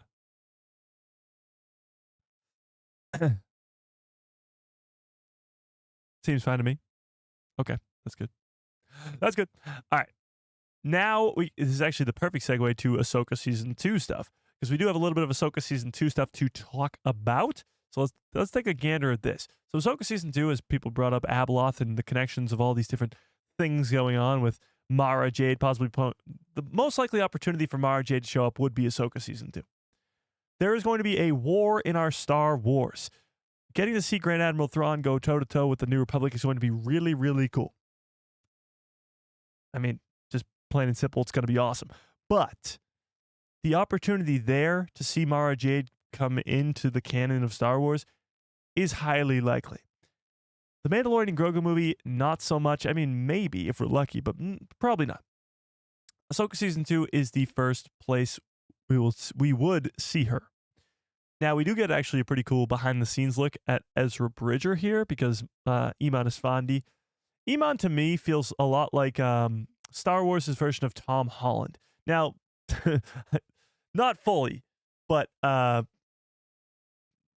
Holland's very famous for spoiling things. Now, not that Iman has spoiled anything, but he does seem to be the one, in the Ahsoka cast at least, that has the most presence on social media. And I love Iman. He is the perfect cast for Ezra Bridger. Ezra, as you guys know, is one of my favorite characters in Star Wars. And I love the posts that he does because it gives us a little bit of an insight into what Ezra might look like. Because Ezra looked like this in Season 1. He looked like Space Jesus. I mean, he was on a planet by himself for 11 years, so he grew the beard and he looked a lot different. But now, because of social media, we might have seen our first look at Ahsoka Season 2's Ezra Bridger. So let's take a look at this. Ezra has been confirmed to return for Season 2, albeit in a different type of role this time around, because in Season 1, he was stranded and trying to be saved. And he was saved, even though Ahsoka was stranded. But this is what we have from Iman Esfandi in a new look for Ezra. So the beard seems to be gone. Now, granted, he could look a lot different than this when it comes to the show. We saw that he might have the shorter hair because he buzzed his hair. So maybe this is a wig, because it didn't seem... This new image sees Ahsoka Star sporting a much shorter haircut and no facial hair. True. Which is a departure from the version that we saw of the Rebels character in Season 1. Season 1, he debuted as an aged-up version of the fan favorite character, or Jedi, rocking a beard and long, almost shoulder-length, locks, serving as a sign of him having been marooned in another galaxy with Grand Admiral Thrawn. The character and actor has cleaned things up for the upcoming Season 2, which is filming right now. So we haven't gotten much in terms of leaks from set or anything like that. Not for the Mandalorian and Grogu movie or for Ahsoka Season 2, which means to me that they're hiding a lot of stuff. Like, they're really... Lucasfilm is good at keeping secrets, but even still, like, there's been set leaks for all the Disney Plus shows up until the Mandalorian and Grogu movie. They kept that thing on locks. And the same thing's happening with Ahsoka Season 2. We haven't gotten anything from behind the scenes for Ahsoka Season 2, other than the posts from these people on Instagram or Twitter or whatever. But it is filming right now. And we're not getting any set leaks, any leaks at all for Ahsoka Season 2, which usually happens. Usually. But let's keep going. Ahsoka Season 2 production is ongoing in London, England right now. With the release expected by fans at some point in 2026. The new season will follow Rosario Dawson's Jedi Master Ahsoka Tano, this time as she is the one stranded with Natasha Liu Bordizzo Sabine on this mysterious planet of Peridia. In season 2, Dawson and Bordizzo will be joined by Iman Esfandi, Mary Elizabeth Winstead, who plays Harrison Dula, and Hayden Christensen, who plays Anakin Skywalker, in this stacked cast. So they go into how he will be a factor, but this is the new look for Ezra, seemingly. So we've seen him with the short hair, we've seen him with the long, long hair, and we've seen him with the in-between now. And he's shaved the beard. It'll be very interesting to see what role Ezra Bridger plays moving forward. Because, I mean, he's a very powerful Jedi. And him going toe-to-toe with Grand Admiral Thrawn again? Pretty damn good. Pretty damn. He looks even more like Ezra Bridger now. I know that right after he reunites with Hera and is debriefing, he took a shower and shaved. Maybe he got a haircut. Yeah, I mean, this is what he's probably going to look like in Ahsoka Season 2. Yeah, so this is morning breakfast jam before shooting. So this is what he's going to look like before shooting. Interesting. The problem is, with characters like Ezra, is Ezra the only Force user that we know about right now? Luke Skywalker, obviously. I feel like Ezra would be the first person to go, oh, Luke Skywalker? Who is that? And then find out who it is and go immediately to his Jedi temple. Like, he's that kind of guy. He'd be like, I got to find this guy immediately. He's a Jedi. I'm a Jedi. We got to be like Jedi pals. Like, that's the Ezra we know. So it'll be very interesting to see how he thinks of Luke Skywalker and what he thinks of Luke Skywalker when he gets back. How will that all be played out? I don't know. But Ezra's a Force user. Luke's a Force user. If you're bringing Cal Kestis, he's a Force user. And they're all going up against Grand Admiral Thrawn, who's, by the way, not a Force user. Now, in Legends, they go about that by giving him the Yusalamari, which we talked about last stream, which was over a week ago. But the Yusalamari are these little lizard guys who sit on his shoulder and allow him to repel the Force so that he's not absolutely destroyed by Force users. But with characters like Ezra, Thrawn needs to combat the Force users. That's probably going to be the Night Sisters, so we'll get to see some Night Sister magic versus Ezra Bridger, which will be very, very cool. We've only seen very little Night Sister magic in live action. We've seen a ton of it in Legends with the Clone Wars and even in the video games with Jedi Survivor with Merrin using that magic all over the place. But seeing it in live action is going to be pretty damn cool too. Is that Ahsoka on his shirt? I don't think so. I don't know what this is. Looks like it says... No, it doesn't say that. It looks like it says dirt. Dirt backwards. D-I-R-T. But I don't know. I wonder what he's eating.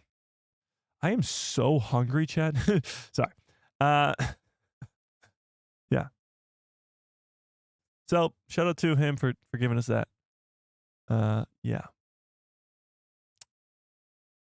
I'm starving. I fully see Ezra contacting Chancellor Mon Mothma and asking for emergency conversation with the New Republic Senate, informing him of Thrawn's return to the galaxy and Zeb being brought in too. Yeah, for sure. I mean, Zeb's going to be very involved with Season 2, but are they going to believe him? Like, the New Republic's downfall is that they don't believe that Thrawn is coming back. I mean, you see the Senator Ziono guy who's like, no, he's not coming back. You know, like, that's what Thrawn has the upper hand of the New Republic being stupid. That's what I get. Yeah. I'm sure they're filming the Peridia scenes there in the New Republic scenes in LA. Maybe. Well, Ezra is, Iman is in London. So they're probably filming both in both. But we'll see. Von Go, what's up? How we doing? Jeannie from Tahini, how we doing? Iman Esfandi as Ezra just makes me so happy. I know. It's the perfect cast. Star Wars, and I was talking about this when it came to Superman too, because Superman is just perfectly casted. Star Wars is perfectly casted, and I'm very excited to see who they cast for Abeloth, but I guess only time will tell with that. Let's not forget the great Jade Now. True. Jade is a Force user, but he's not really a good guy. That's more so what I was saying is good guy Force users versus the Night Sisters. Maybe Jade works with Thrawn. He's a bad guy. You know? Seeing Ezra alive is all that Mon Mothma needs to believe that Thrawn returns. Well, Mon Mothma was on the side of Hera. She just needed proof. So yes, that is the proof that she needed. But I guess it should be proof enough for the whole Senate too. I don't know. It may be too late. Like by the time that Ezra gets to Coruscant, informs the council or Senate, I guess, I don't know, of his return and Thrawn's return, Thrawn might already be having his own army, taking over At-Aten, on his way to Coruscant to take over Coruscant. Like, we don't even know.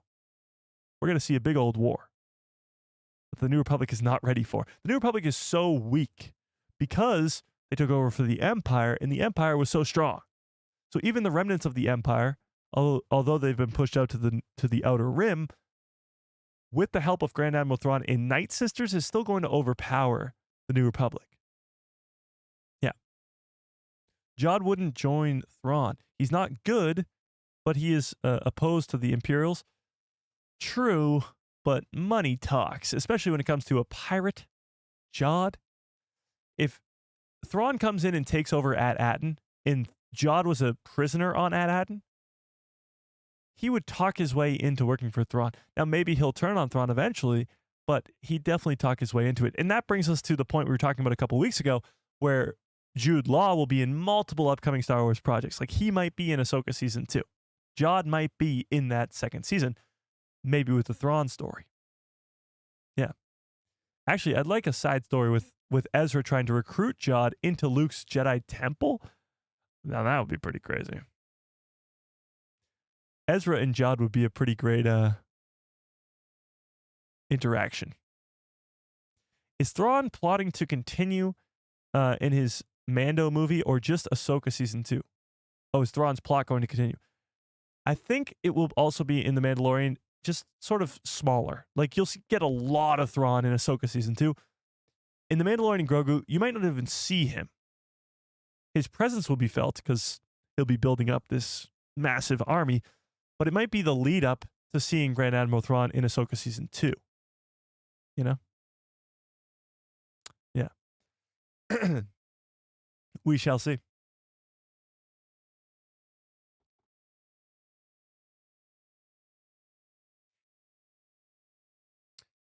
Indeed. Jade goes where the money is. True. True. All right, let me end this poll. I have to say, being back to streaming is pretty damn awesome.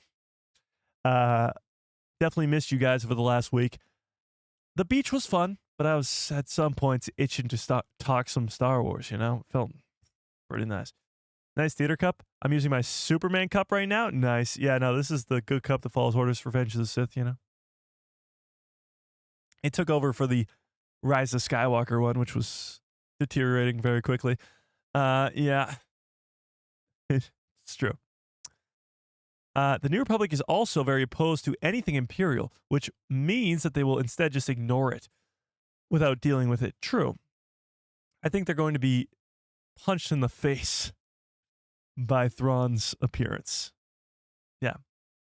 Okay, but I do have to get on out of here. I got to go finish up a short before I have to go see the Superman movie yet again. Can't wait for that. But if you have not yet, smash a freaking like on the stream. How many likes do we have, chat? How many likes do we have? Am I gonna be upset?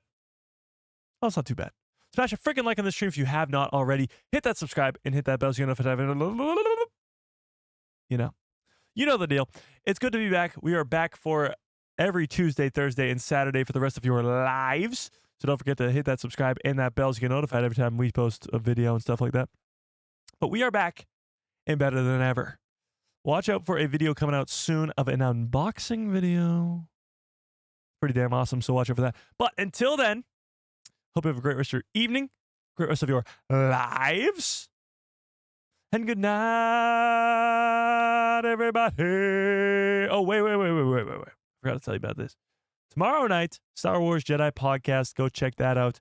I will most likely be there. I'm like 90% sure I'll be there.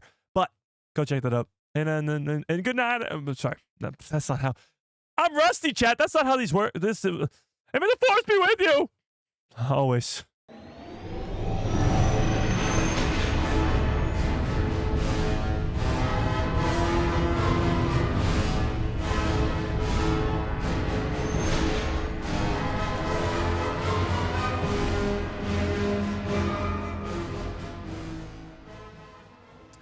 Oh, yeah. What a great stream. What a great show. You guys are the absolute best. I appreciate you all so much more than you will ever know. This was quite the return to live streaming. I mean, we had so much news to talk about, and we got to pretty much all of it. Impressive. I appreciate you all so much more than you will ever know. Did I say that already? Let me say it again. I appreciate you all so much more than you will ever know. I hope you have a great rest of your evening, great rest of your lives, and good night, everybody.